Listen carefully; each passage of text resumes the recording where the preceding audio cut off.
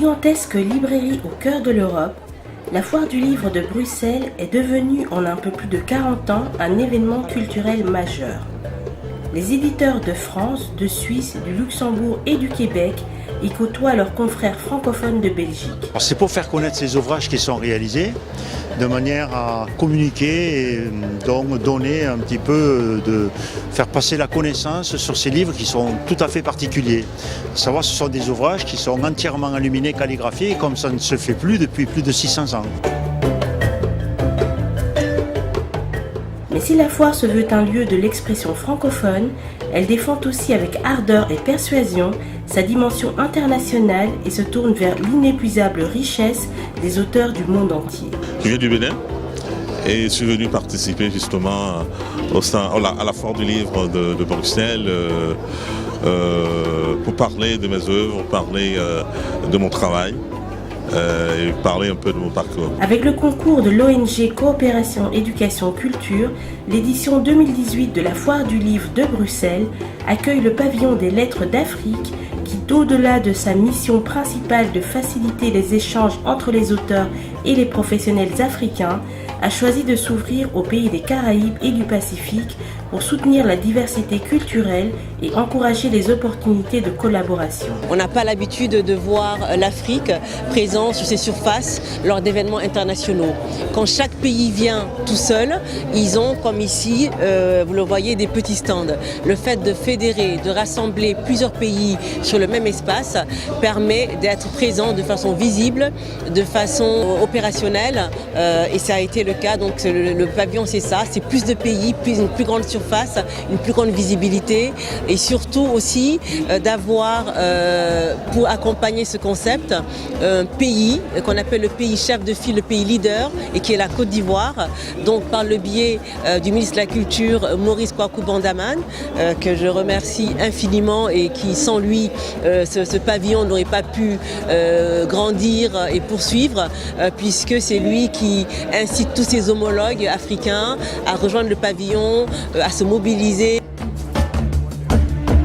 Inspiré par la pensée de Léopold Sédar Senghor, qui appelle au dialogue des cultures, les fondateurs de l'ONG Coopération Éducation Culture, CEC en sigle, soulignent l'importance de la culture comme lieu de rencontre et la diversité culturelle comme source de tolérance et de rapprochement entre les peuples. CEC, c'est une ONG belge culturelle qui existe depuis 40 ans cette année et qui, depuis toutes ces années, a mis en avant et pris comme action prioritaire de promouvoir les littératures d'Afrique et des Caraïbes. En 2010, au moment du cinquantenaire des indépendances, avec la Foire du Livre, on avait créé un stand échappée africaine qui était un petit peu plus conséquent que les stands qu'on avait avant et qui nous a aussi permis de lancer cette idée de toujours augmenter la visibilité de ces littératures au sein de la foire. Au sud, la mission du CEC est de renforcer les actions qui mettent la culture au cœur du processus de développement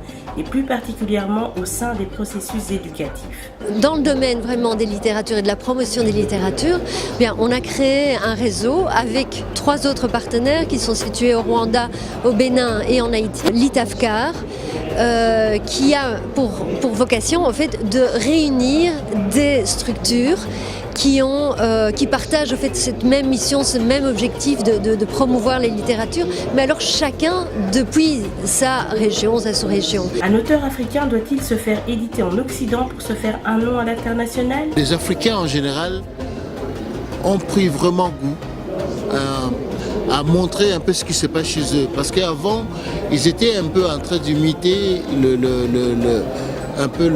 les auteurs européens. Mais maintenant, il me semble qu'ils ont commencé à trouver leur marque. Ils parlent des choses qui se passent chez eux. Et je crois que c'est ce qu'on attend d'eux. Mon dernier livre est intitulé Le Lance-Pierre de Porto-Novo. C'est un album qui est consacré aux enfants et qui parle de la ville de Porto-Novo, la ville dans laquelle je vis actuellement, en essayant de montrer un peu les difficultés que rencontrent les jeunes parce qu'ils n'ont pas de loisirs et sont obligés d'inventer leur propre jeu. C'est ainsi qu'ils s'amusent à lancer de lance-pierres, des pierres aux oiseaux. Et c'est là où la légende naît, à partir du moment où une pierre frappe un oiseau et il se trouve que l'oiseau tombe et à la place de l'oiseau, on retrouve une vieille dame. C'est également une occasion pour moi de faire un focus sur les personnes qui vivent seules, surtout les vieilles personnes qui sont dans nos pays considérées comme des sorciers ou des sorcières.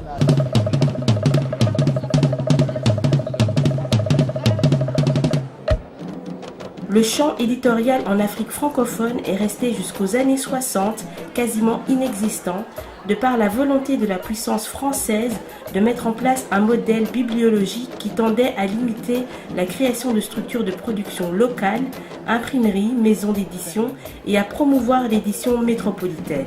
Pourtant, malgré les différentes indépendances, la donne n'a pas radicalement changé depuis 50 ans et l'édition africaine francophone, en dépit d'évolutions récentes notables, n'a toujours pas réussi à prendre son essor, à l'inverse de ce qui peut parfois être constaté dans la zone sous influence de la langue anglaise.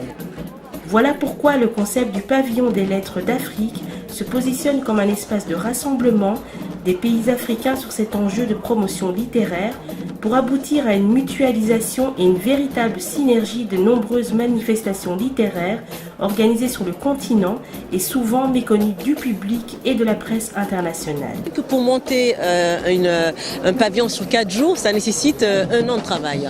Parce que pour pouvoir mettre d'accord tout le monde, chercher les financements, les partenaires, les auteurs, etc., je passe le reste du temps à voyager, à faire du lobbying, à aller expliquer et convaincre les organisations internationales. Parce que là, vous ne le voyez pas sur Bruxelles, mais sur Paris, on a la CEDEAO, on a l'UEMOA, on a l'UNESCO. Donc tous ces gens-là, il faut aller les voir, les convaincre. Et puis sinon, j'ai une agence que je viens de créer qui s'appelle ACA, Agence culturelle africaine, qui est basée à Dakar et en fait qui permet de faire la promotion de tout ce qui est industrie culturelle et créative africaine. Donc voilà, donc je fais tout un travail de relations publiques, de communication. Donc je peux vous dire que je m'ennuie pas, hein, je ne chôme pas du tout. Il s'agit également, grâce à la mobilisation des différentes structures étatiques et de mécènes privés, mettre en lumière aussi bien les jeunes talents, les auteurs résidant en Afrique, que les auteurs de renom. En Afrique surtout, ce qui est un peu problématique, qu'on puisse aider à ce que la diffusion du livre marche beaucoup mieux que ça ne l'est aujourd'hui. Et c'est d'ailleurs l'objet de certaines tables rondes qu'on organise, la journée professionnelle du livre à Paris, où on ne parle que de tout ce qui est diffusion, édition. Et c'est également la raison pour laquelle, sur le Salon du livre de Genève, lors de la journée dédiée à l'édition, les assises, le pavillon d'aide d'Afrique est partenaire pour la journée africaine, le 25 avril, pour parler des problématiques de l'édition et de la diffusion du livre en Afrique. L'édition connaît de profonds bouleversements. Entre le cybermarchand et l'apparition des tablettes, phablettes et autres e-books, la lecture semble être entrée dans une nouvelle ère. Lisons-nous moins ou différemment ? Quels effets ces changements engendrent-ils dans les habitudes du lecteur et de l'auteur ? Le livre papier est-il condamné à disparaître au profit du numérique ? Tout ce qui est de nouveau prend toujours sa place et il y a un engouement, forcément. Mais enfin, c'est le temps qui décidera et on pourra peut-être voir que la neige fondra très rapidement au soleil. Le papier restera ce qu'il est, puisque dans le papier, vous avez l'odeur, vous avez le plaisir du toucher, vous avez tous les sens sont développés à travers le papier. Puis ce qu'il y a de magique sur le papier, c'est que vous avez l'illustration, le style, l'imagination. C'est un véritable trésor. Avec ses 217 exposants, 1000 éditeurs représentés, 17 500 m² de surface d'exposition, 70 000 visiteurs, 320 rencontres et débats, 925 auteurs, la foire du livre de Bruxelles est devenue de véritables place to be en hiver, le point de rendez-vous des différents acteurs de la culture littéraire sous toutes leurs formes, allant des maisons d'édition les plus importantes en passant par les entreprises familiales, des jeunes écrivains aux auteurs les plus connus, de la bande dessinée à la science politique. Il y a des petits spectacles qui sont pas mal, donc je trouve que c'est bien.